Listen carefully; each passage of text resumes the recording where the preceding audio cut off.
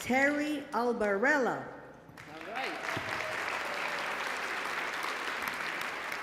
Terry's career with Prudential Financial has spanned almost 20 years.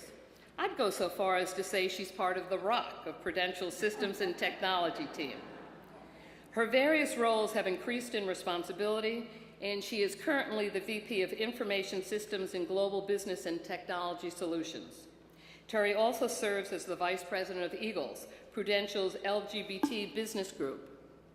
In addition, Terry serves as a mentor and is active with the Girl Scouts intern program. With Terry's penchant for all things digital, I'm sure it will come as no surprise that she's also an avid video gamer.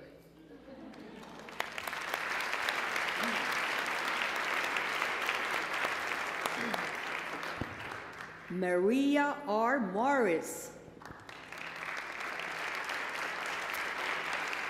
Our next trailblazer unfortunately can't be with us in person tonight, but her MetLife colleagues are here to represent her. Maria has, yeah, let's hear it. All right. Maria has successfully led and transformed large organizations to grow businesses and expand profitability. She is the Executive Vice President and head of MetLife's Global Employee Benefits Business Unit, the first such unit established by the company.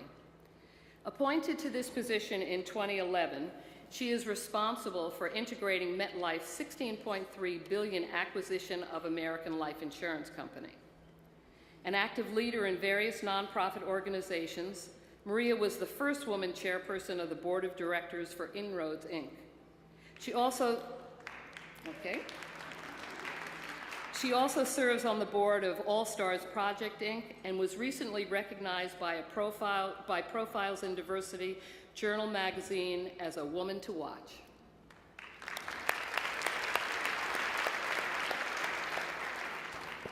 Erica Irish Brown.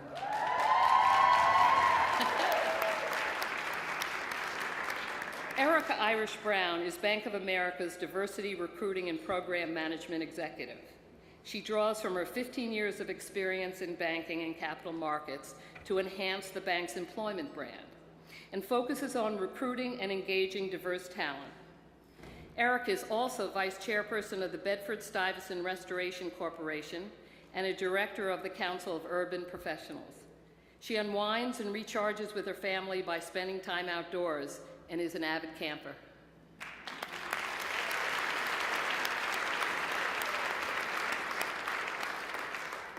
Monroe France.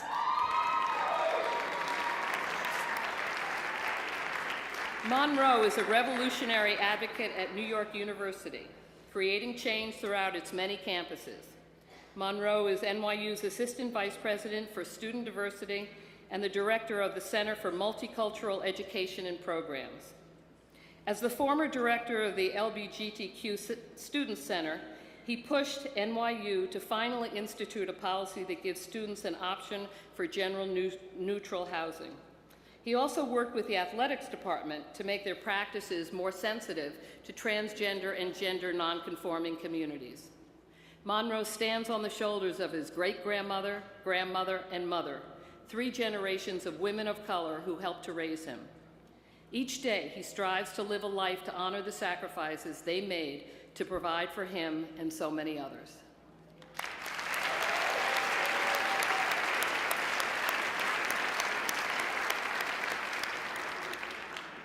Susan Taylor Martin. Susan is president of the legal business of Thomson Reuters, where she has worked for more than 20 years. She has held a variety of different management roles, including managing director of the legal business in the UK and Ireland, and president of Reuters Media and Global Head of Corporate Strategy for Reuters. Susan is a non-executive director of Whitbread, former chairman of the Confederation of British Industry London Regional Council, and a trustee of the Powerless Foundation.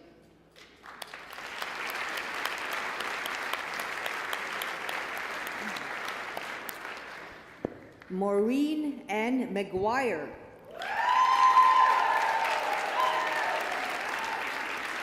Well, Maureen knows marketing. she's managed and assisted in creating marketing campaigns for major brands of industry, most recently as Chief Marketing Officer of Bloomberg. Maureen also has held leadership marketing roles at Sears and IBM and has received high accolade from esteemed industry publications and associations. She is a member of the Women's Forum and a member of the New York Philanthropy Board of UNICEF, as well as a longtime member of the Catalyst Board of Advisors. Now, I've told you that Maureen is a marketing genius, but I also have to tell you that she has something in common with Jennifer Lawrence. Yep, you know what's coming. But her trip happened when she was visiting the King of Sweden. When she arrived at the palace of the king's, the king's chief of staff opened the door, she tripped and fell into his arms. Maureen, that was an Oscar performance.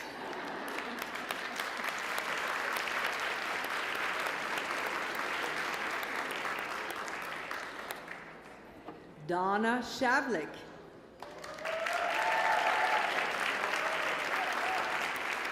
Our next trailblazer was a founding board member, board chair, former honoree at our awards dinner, and longtime friend of Regender. As you learned earlier tonight, only 26% of college presidents are women. Without Donna, that statistic would likely be far worse. Throughout her career, Donna has been a champion of gender equity and has made significant contributions to countless higher education institutions and organizations. Donna is universally respected because she'll be your champion and ally, and she'll tell you the truth even when it's hard. But she'll deliver it in a way that inspires you to really hear. She continues to inspire people to realize their highest potential, working alongside her husband with their consulting business, the Timberline Group. And let's not forget our friend Donna is also formidable. Recently crowned the Katniss of Regender, Donna easily rose to the challenge when the staff took the board on an archery outing. She put everyone to shame.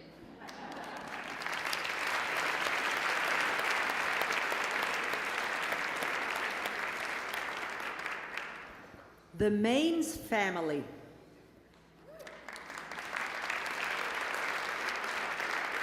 Although they cannot be here tonight, the Maines family is thrilled to be included among our trailblazers.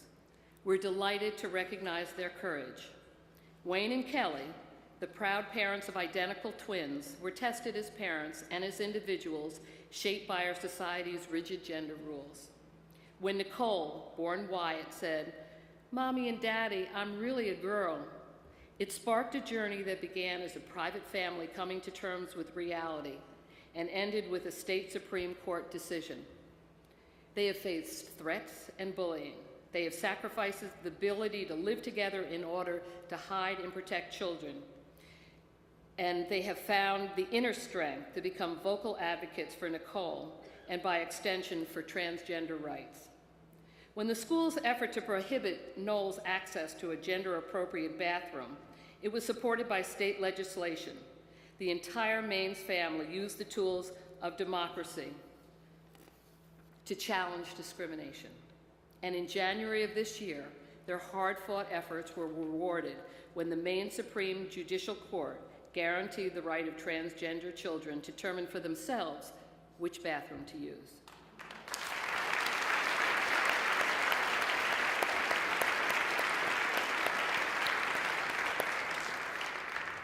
Jessie Stith Wilson.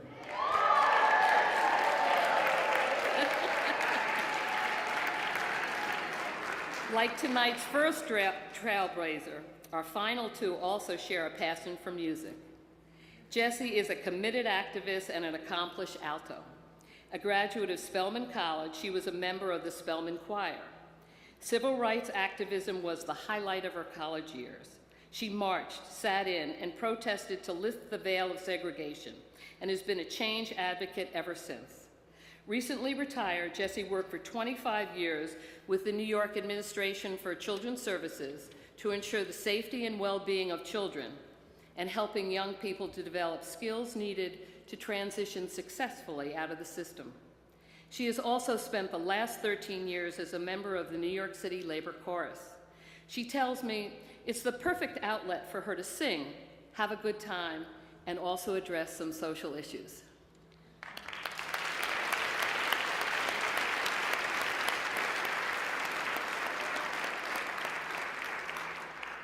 Kathy Goldman.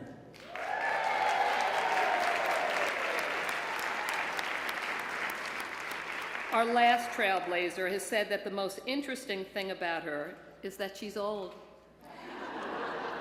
But there are many people here tonight who know that there are countless ways in which Kathy has made the world a better and more fun-filled place.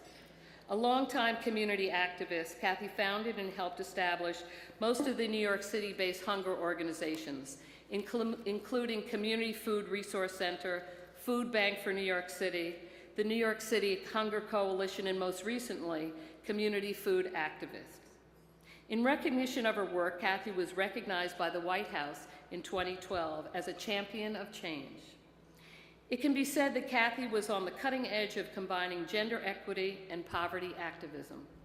Throughout her career, Kathy has been the type of leader that is a natural sponsor and mentor who has left in her wake several generations of leading, including Regender's president, Anya. Indeed, Anya would credit Kathy as having the quintessential connecting across difference approach, noting that she has a unique ability to bring everyone into the discussion, regardless of how opposed and polarized they might feel. Even today, Kathy continues to organize, teach, and inspire, and reminds all of us that there is no such thing as being too old to champion and embrace change. And to top it off, she sings.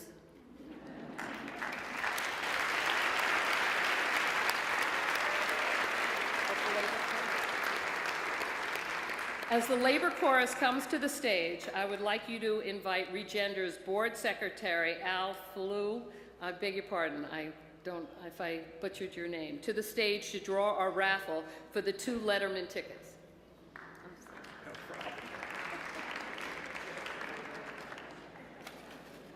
All right, the top 10 list for the evening is, Dave's not that generous, but how about the winner of the 2 tickets come back next year and tell us what the top 10 list was from the show? The winner, Rita Henley Jensen. It's Rita here. Hi, Rita.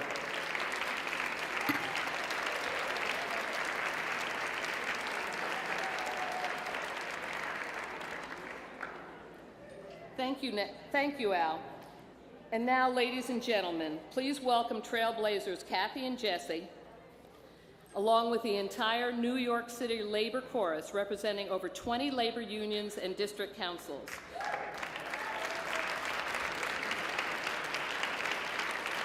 The chorus combines the power and culture of union music with the great gospel, jazz, classical, and folk traditions to bring messages of social and economic justice to people around the world. Ladies?